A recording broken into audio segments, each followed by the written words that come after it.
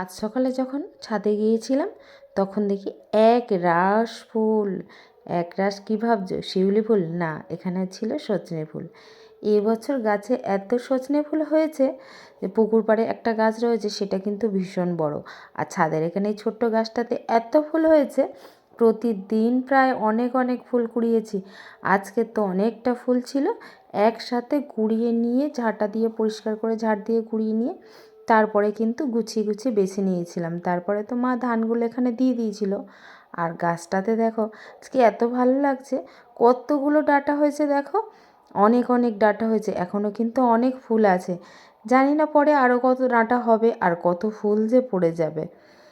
এবছর কিন্তু সজনে ফুলটা বেশ ভালো হয়েছে আর ভীষণ ভালো লাগছে। পাড়ার সবাই তো প্রায় ফুল পেয়েছে বললেই হয়। মা তো ফুলগুলো কুড়িয়ে কুড়িয়ে একে ওকে তাকে রোজ কাউকে না কাউকে দিতে থাকে, আর বাড়িতেও একদিন না একদিন হয়। মা তো বাগানে যা সবজি চাষ করে বা যা কিছু হয়, প্রত্যেকের বাড়িতে একটু না একটু মা দেওয়াই চাই। আর তারা কিন্তু অল্প কিছু হলেও মাকেও দেয়।